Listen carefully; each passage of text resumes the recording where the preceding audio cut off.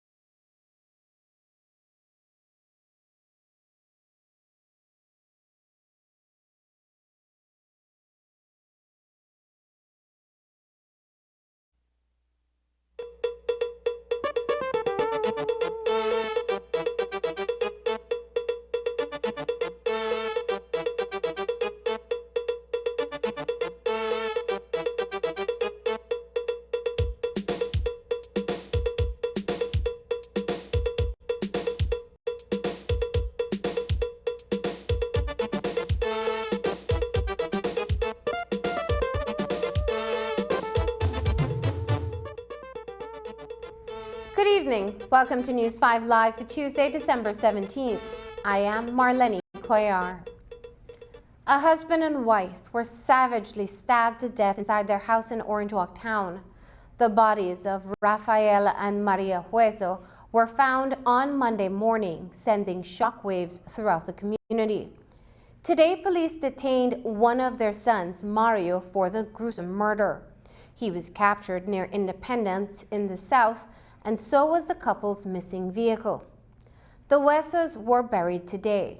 Here is Andrea Polanco with this report. As many as 3 police vehicles intercepted this green Kia Soul SUV on the southern highway in Independence Village. They were looking for the man behind the wheel, Mario Hueso, the prime suspect in the killing of his parents, Rafael and Nancy Hueso. Hueso was driving his parents' vehicle that was reported missing at the time their bodies were discovered inside their Orange Walk home. As can be seen in these pictures, Hueso was in handcuffs, lying flat on the street as police apprehended him. Allegations are that Hueso had a face-off with police in an attempt to escape, and as a result, he was injured. These pictures show his hands covered with blood, and he also appears to be bleeding from the neck. The bodies of husband and wife, 79-year-old Rafael and 59-year-old Nancy, were found already decomposing inside their home on Monday morning. Both had been stabbed to death. Reports are that neighbors heard shouting coming from inside the couple's home last Friday night. The couple was well known in Orange Walk, and their murders sent shockwaves across the town. Mayor Kevin Bernard knew the Huesos well. He says they were model residents in his town. Let me start off by offering my sincerest and deepest condolences to the family, the Hueso family, to the children, to the extended Smith family. Let me say that I knew Don Lito very well. In fact, every Thursday I'm on the talk show, Don Lito was a regular caller on our talk show. And of course, Miss Nancy, I grew up around Miss Nancy. Miss Nancy was a church sister of my mother's church, and so we knew them very for a very long time, even as a young child.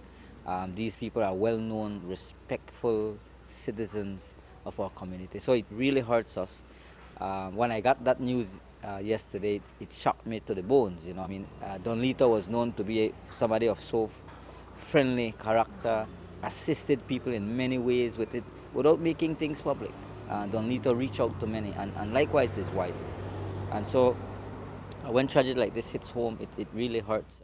Since their bodies were found, their son was named as the person of interest. He was on the run up until he was captured this morning. Mayor Bernard says that he's just learned that Rafael Hueso may have been experiencing some issues with his son, but he has no idea what triggered the killings.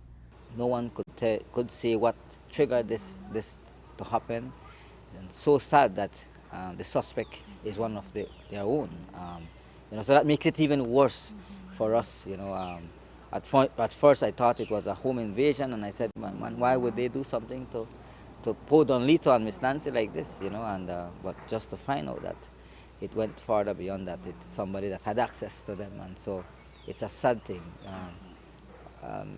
Individuals have said certain things that Don Lito had said to them before that could have led to this. I spoke to a friend of mine who went to his shop just a few weeks ago to repair his watch, and he mentioned to me that Don Lito had mentioned that the son was becoming a bit too aggressive against them. And so when he said that to me, and because I was sharing with him from a post he placed on Facebook, and I said to him, this is information we have so far.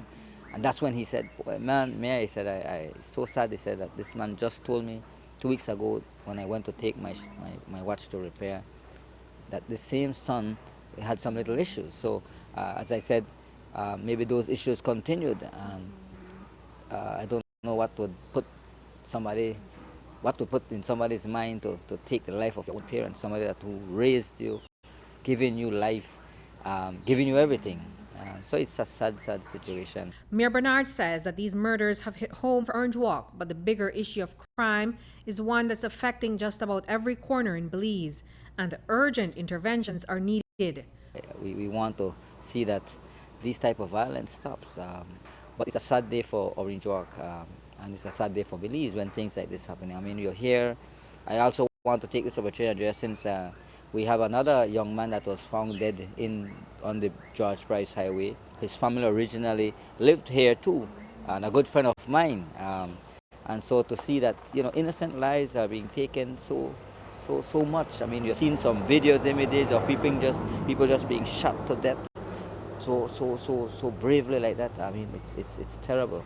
I think Belize needs some serious steps needs to be taken to address the issue of crime in our country, and I hope that justice is served on this young man. They should leave no stones unturned, just as they did with the Mason case.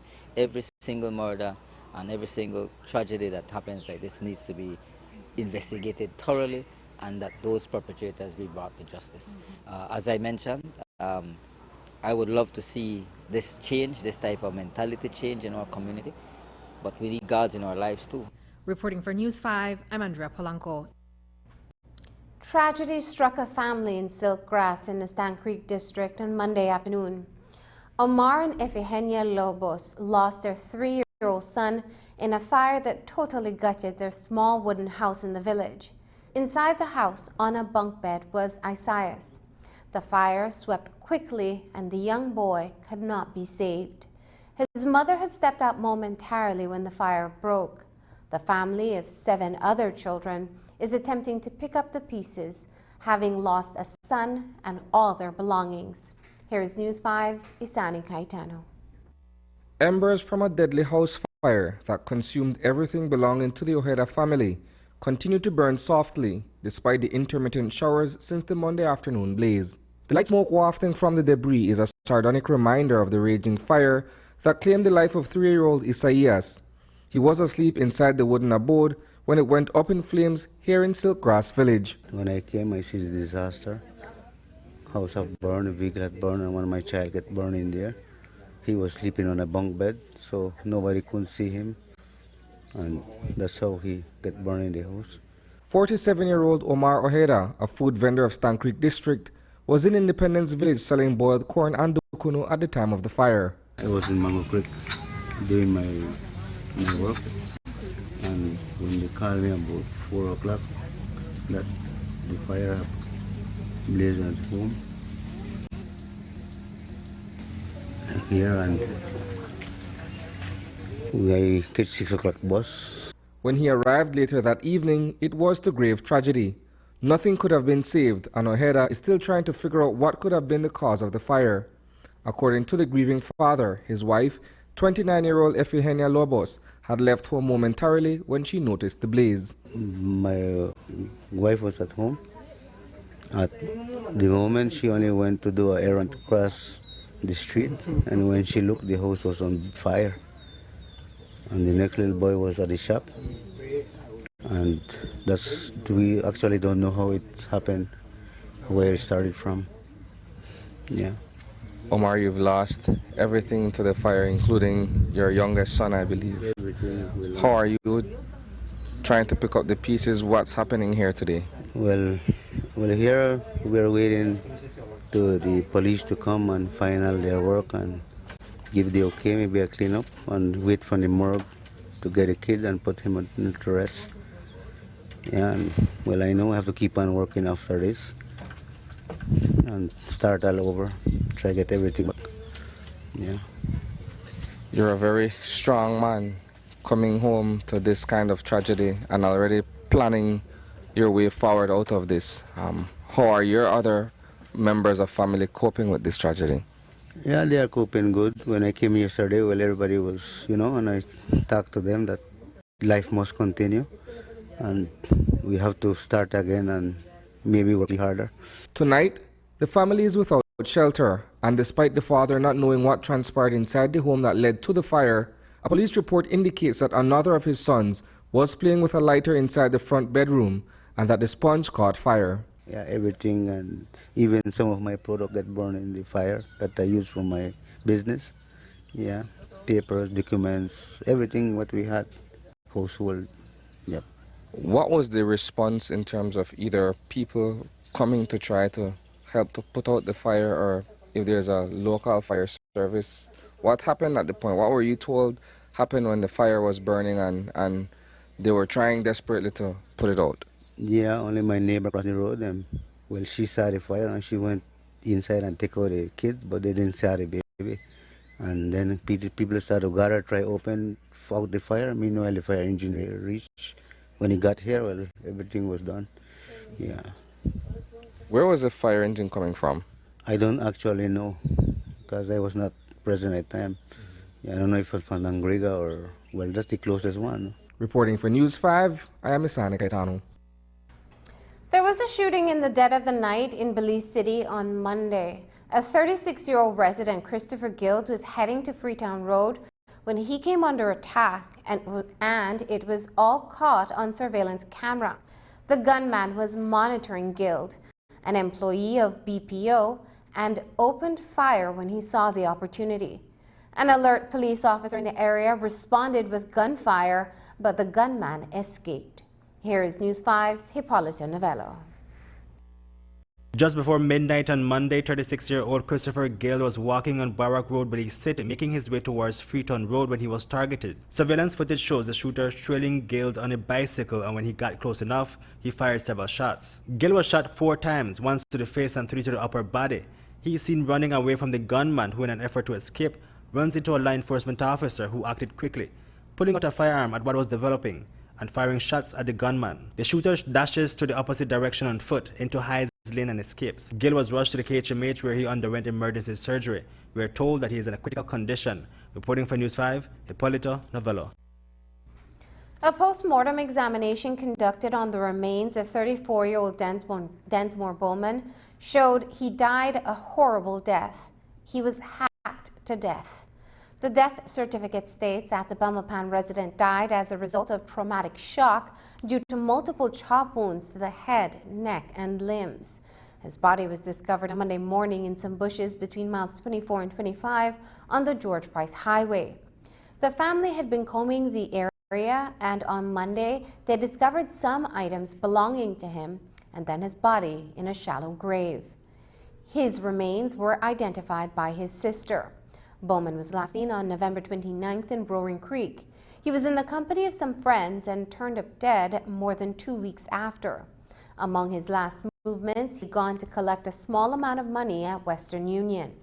The Bowman family suspects the so-called friends have to do with the murder, and they are requesting that the authorities lay charges on those individuals. A police constable is in plenty trouble with the law. 22-year-old constable of Esperanza Village, Nadir Mendoza, was charged for theft when he appeared in court today. He was arrested on Monday after police issued a warrant post on Thursday. He is accused of stealing 3 firearms from the Queen Street Police Station in Belize City. According to the Commissioner of Police, Chester Williams, Mendoza, over some time, signed for the firearms, which were never returned. He was first detained by investigators and subsequently released. Both a criminal and an internal investigation have been launched. At his arraignment, Mendoza pleaded not guilty.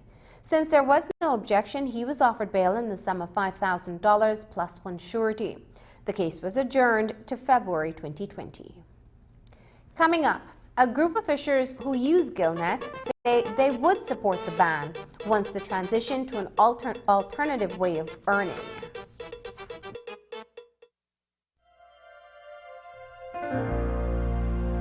Hello, friends. This is Dr. Bob Roberts with another 60-second sermon from God's Word. The Bible says, "But we also joy in God through our Lord Jesus Christ, by whom we have now received the atonement." The word atonement is a word used only one time in the New Testament, but many times in the Old Testament.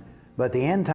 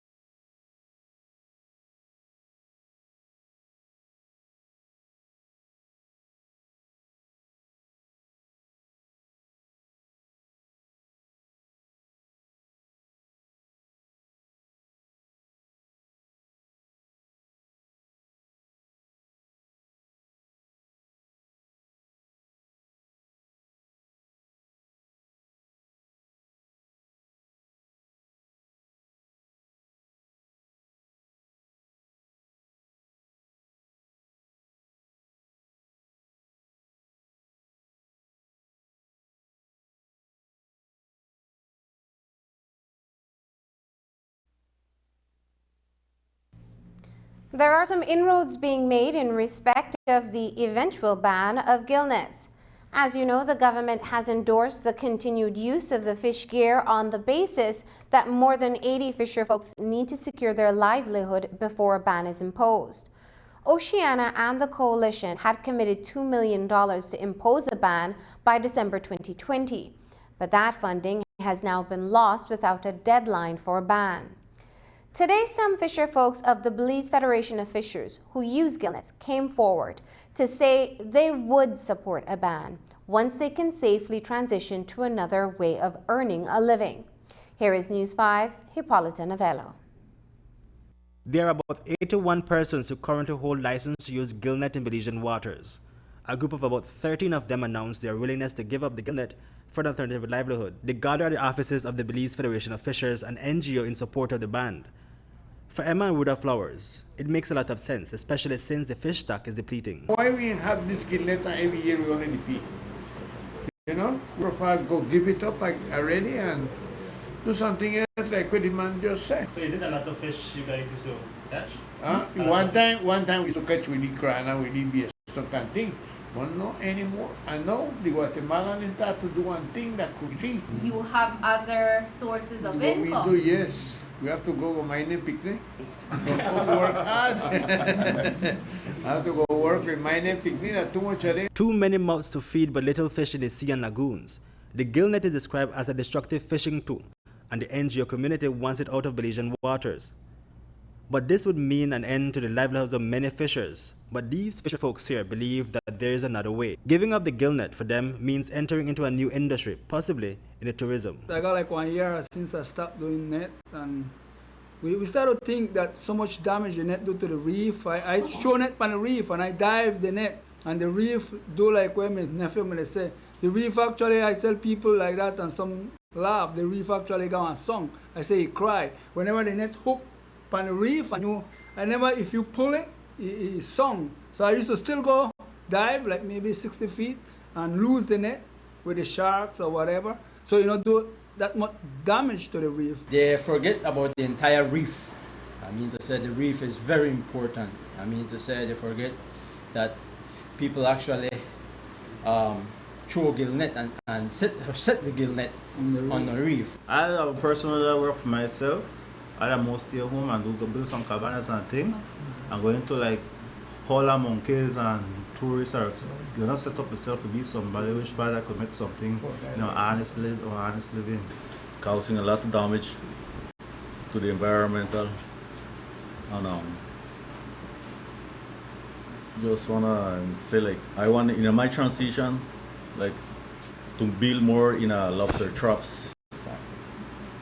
Okay, so I'm not getting into the tourism. The government plans to phase out gill nets in 2 years in measures to ensure that livelihood security is a priority, especially for dependent communities. Today, this is referred to as social safeguards. An international NGO has proposed to fund a gill nets buyback program if a ban on gill nets is first instituted. From a social safeguard standpoint, a better approach is to ensure livelihoods are secured first before a ban is instituted. GOB, according to Oceana, turned down a $2 million financial aid package that would have been the first to license Belizean fishers as part of their agreement to transition away from the indiscriminate and destructive gear. The government, however, has not indicated a specific end date for the phase-out. We understand the position that the government is taking. However, we want the government to understand our position as well. These guys are saying that they cannot survive anymore on gill net. And even though they are saying that they are going to phase it out, ban it within 2 years period, these guys are saying that we are prepared to give it up now. However, you guys, the government, have to meet the condition of the donors. The donors is saying, give us a fixed time, give us a fixed date as to when this will be banned, so that these people can access the money. These guys are saying, we want to give it up now. We want to access alternative livelihood now, so that we can start the transition process. It's best to start with $2 million than to start with zero, because we understand if this money goes back at the end of the year, because the government cannot give a fixed time as to when the ban will take place, then these guys will left without anything. It's not free money. It's money that comes with conditions. Reporting for News 5, Hippolyta Novello. Banana Enterprises Limited, a subsidiary of the Big Creek Group, is taking Island Holdings Limited, the parent company for Harvest Key, to court for non-payment following a business deal turned sour. Island Holdings, we understand, contracted the services of Banana Enterprises to purchase a dredge in order to clear a channel for Norwegian cruise line vessels to approach Harvest Key. Banana Enterprises bought the machine only to find out that it could not get the job done, and subsequently a bigger dredge was brought in by another company to conduct the underwater digging on behalf of IHL. That was several years ago, and Banana Enterprises has since attempted to collect on its payment from IHL to no avail. Today, the case came before Justice Courtney Abel, who explained to both parties that they should be able to sort out the financials and he will rule on principle. Following this evening's session, Said Flores, the managing director of Belize Enterprise Limited, spoke with the media. I think we tried very hard to try and settle out a court. The judge had ordered, I think, 3 mediations, and we couldn't reach any consensus. We even traveled to Miami and tried to sit down, and we couldn't reach any agreement, so we had no other choice but to turn to the court and get it settled. Give us a brief outlook as to the dispute and some of the most important elements of it. Well, I can't say much at this time because the hearing is on, but we have them in court here now for 2 parts really. Non-payment of an account, which after 3.5 years, they finally admitted liability. I think there's a difference in the sum, I think, and that should be settled out by tomorrow. And the next part of it has to do with damages, which they had us buy a dredge that wasn't able to do a job for them and wasn't able to do a job for us. So, we had no choice but to sue them on those 2 grounds. No? Okay, so I think the first one with the account is like night and day, very clear. And I think that will be sorted out. In fact, that's the impression I got just before we wrapped up this evening. According to Flores, Banana Enterprises lost significant money on the deal since the dredge has failed to serve the purpose that it was initially purchased for. Well, we've been doing dredging of our own for some time. We own our own dredge, and so it's not a business that we're not familiar with. And they came in and they needed to do a channel, and so they came to us, and we provided some dredging services for them. And then they wanted us to acquire another dredge, which we did. Unfortunately, it never served. It couldn't do their job, and the understanding or the agreement we had that it would be able to do their job and do ours. And so it failed for them, and honestly can't do ours either. We understand that you guys borrowed money to buy this second dredge. Oh my God. I mean, we have to borrow money for this. I mean, you're talking about big monies here, and interest is involved. And so we're also seeking interest on the unpaid balance. No? Sir, this must give you guys very clear paths for closer inspection of business relationships you want to establish. Well, I think, you just have to be careful with some companies appear to be very credible. I mean, this company obviously took them 3.5 years for that, accept liability.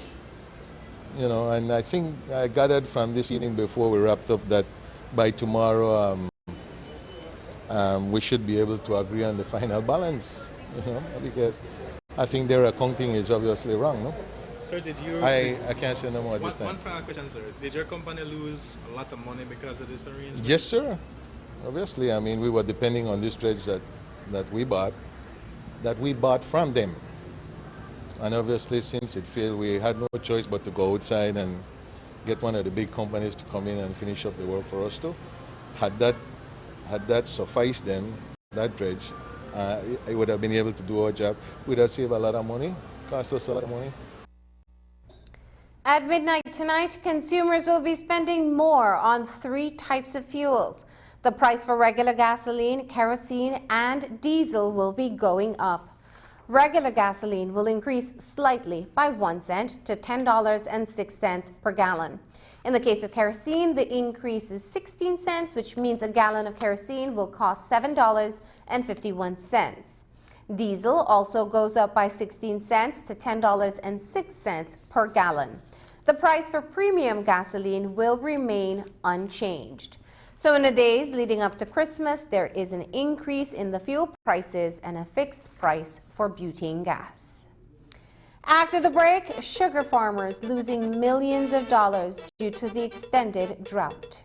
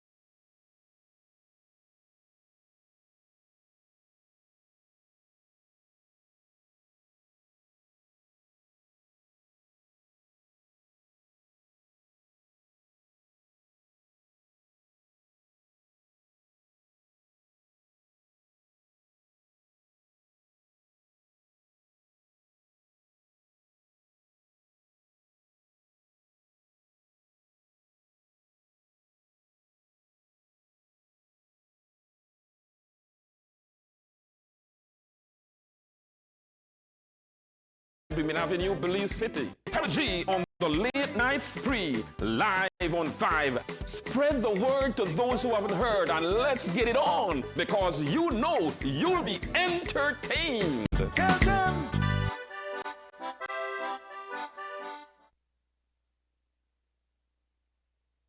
Since the signing of a huge contract of $133.2 million for the coastal road between government and Emer Hernandez, serious concerns have been raised. Hernandez, the relative of former PM Gappy Vega, who has emerged as government chief contractor, has won a number of other contracts with government, though the quality of work is under question.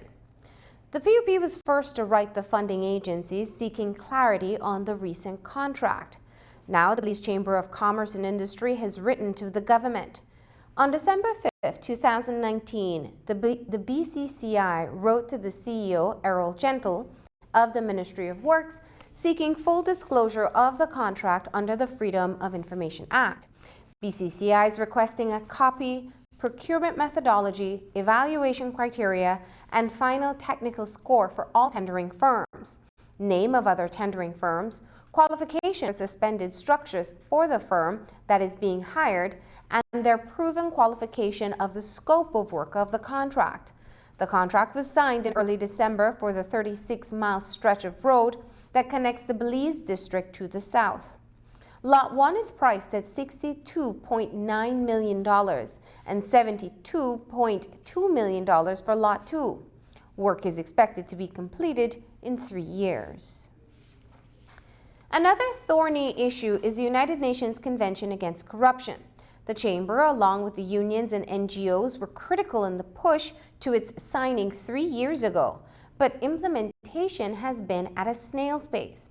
In a letter to the Prime Minister dated December 15th, the Chamber notes that along with the NTUCB and the BNN, it wrote to government since July with the view that momentum had been lost in implementation of UNCAC. The project board last convened on February 6th, and according to BCCI, the void raises concern. First, government has indicated there are budgetary constraints for implementation. And second, the window to seek funding is narrowing. The BCCI wants the momentum revived and accelerated. A house was gutted by fire on Monday night in Belize City. The fire broke out after 11 o'clock in the set site area of St. Martin's in the Old Capital. The wooden house with zinc roofing was completely destroyed by the blaze. The owner, 39-year-old Daisy Foreman, was not at home when the fire occurred. The house was not connected to the grid. However, fire investigations have ruled that the cause of the inferno was due to abuse of electricity, meaning that there was an illegal connection. The house is valued at about $4,000 and was not insured. A BDS soldier had to be rushed for medical treatment to the Southern Regional Hospital after sustaining injuries in a freak and dangerous accident. 21-year-old soldier Macario Cus was cleaning an M16 when it accidentally discharged and the projectile hit Cus in the left leg. Cus, who is attached to the Fairweather camp in San Pedro, Colombia, was rushed to the hospital, but fortunately the injury is not life-threatening. The video shows other members of the force putting him on the pan of a vehicle to be taken for treatment. There was a bust of contraband goods here on Coney Drive. The list of items includes wines, vodka, whiskey, and cigars, popular goodies, especially at this time of the year. A mobile patrol this afternoon stopped and searched businessman Freddie Ellis Mansu, who was driving a car. The vehicle and the items were taken to the Balama police station and are expected to be transferred to the Customs Department. Fines for contraband goods is usually 3 times the cost of the items. There's more news after the break, so stay tuned.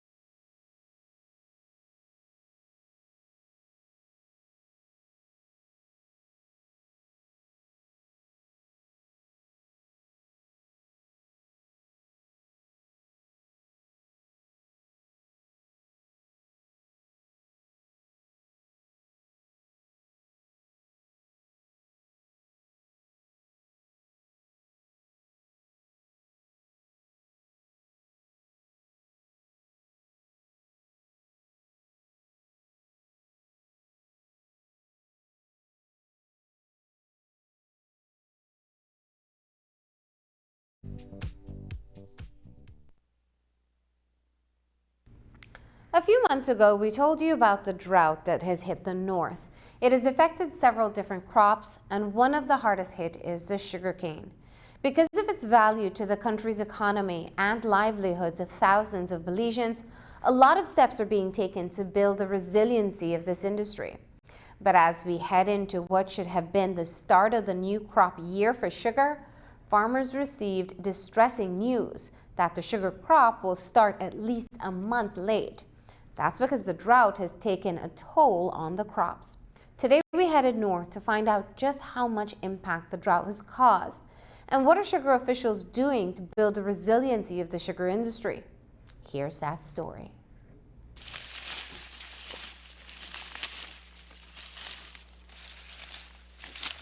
This is a field that is typically would have a lot of population, but because of the drought also you can see we don't have that much population on it. And then the length and the sharpness of the internodes is a physical indication of the drought effect on the sugar cane. So you would still harvest this one, but you wouldn't get as much? We wouldn't get as much as we would expect on a normal year with normal rainfall conditions. In a normal space, you would have around 10 to 11 millable stacks. But if you can count, there are a lot of dry ones. So these are the ones that have already been lost. So this one is lost already. This one is lost already. So from the 10 to 11 millable stacks that we will take to the factory, it's only one, maybe 2 or 3 of them that are good for harvest. This field was planted in November of last year and should be harvested right about now. But these brown, dry, and stunted cane stalks didn't grow as expected, so they don't have any sugar content and will have to be left behind in these fields. It's worrying for the sugarcane industry. That's because these cane fields were ravaged by the drought in recent months. The extended dry period hit the north hardest, with sugar taking a beating in the agriculture sector. It's a record year for drought experience in the sugar industry, one that hasn't been seen for over 30 years. That drought has caused a delay to the start of the sugarcane crop this year, which will impact sugar production. It was projected at around 1.3 million tons of cane for this crop season. However, due to the severe drought impacts, mainly in the Corozal area, the drop has been about 27 to 30% throughout the industry. That leaves us to around 1 million tons of cane. Looking at the effects of the drought on the fields, we decided as stakeholders that we were unable to start a crop in mid-December as we usually start. But also you will have already a drop in numbers for the cane price. The cane production amount is a factor within the cane price, and so is quality. So definitely it will have an impact on the cane price. Sincerely, this is the most affected time of the year, or the year when we have seen this kind of impact or drought impact. According to records, it has been over 35 years that we have had this type of weather condition. The delayed start of the sugar crop is tentatively set for mid-January. That's a month late.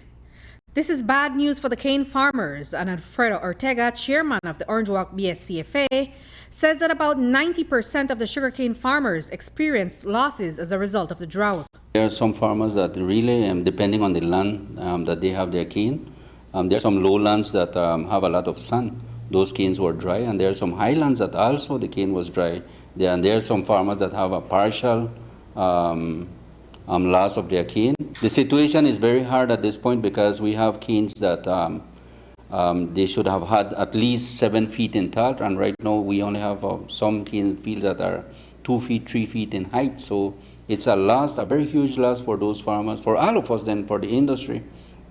But most of all, I think the situation that this drought has caused us to be where we are is really hurting, it's really hurtful. In my experience being a cane farmer for the past 30 years, this is one of the worst here in regards to the drought that has put us into this situation. Last year we had some drought, but the damage was not as huge as this time. Ortega says that they were depending on the rain because farmers don't have irrigation systems, so they just had to wait it out. Ortega is a sugarcane farmer himself. He has about 50 acres of land on their sugarcane cultivation. He says that 15 acres of his sugarcane were directly impacted by the drought. These were cut down and never made it to the mill. In regards to ton, it would be about 250 tons that I'll be losing because of the drought in that area. And if we speak at the price, the estimate that they have presented to us of $41.59 for the first estimate or this coming crop, we are talking a loss of about $10,000. Because 15% of the population depend on the sugar industry, which also earns millions of dollars every year in export earnings for Belize, sugar officials are pushed to build the adaptive capacities of farmers.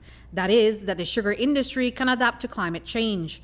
For years now, they've been researching more climate-resilient varieties of sugarcane. It is a necessary and timely step because 60% of Belize's sugar industry is reliant on just one variety called B79. It is risky for any commodity industry to rely on one commodity, as can be seen in this drought. They have some trial plots of 96 varieties in the fields. At least 25 of those new varieties seem to be performing well under the drought conditions. There's some that have done extremely well under these conditions with little rainfall, and that means that they've had a normal growth pattern. They have given us some high productivity in comparison to the B79. The growth in the internodes is normal. The cane stock length is normal. These varieties probably have a very their root network is probably very deep. They have a wider root network, and so then these varieties they can take advantage of the deeper soil moisture.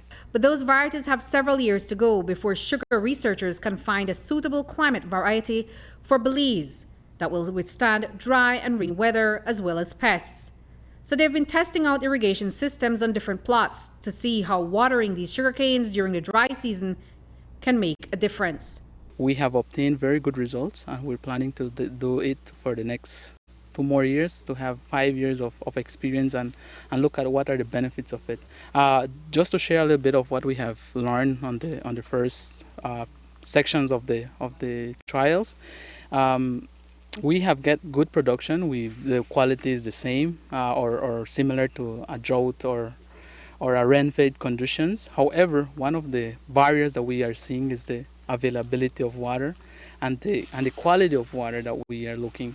Unfortunately, on the north part of our country, the availability of water and the quality of water itself it's a challenge. So, and you can see on the two conditions of the stack or the sugarcane, you can see the difference in growth. The smaller internodes actually tells you that there was a stress on the sugarcane itself compared to a healthy one, which we had the water available during its growing period. So these are one of the techniques or the technologies that we're trying to include at our farm so that we can mitigate the effect of the drought. Reporting for News 5, I'm Andrea Polanco. And that's the news. Don't forget that tonight's broadcast is available in both text and streaming video at channel5belize.com. You can also connect with us on our Facebook page at facebook.com/News5Live. I'm Marlene Cuellar. Thanks for joining us. And from all of us here at News 5, good night.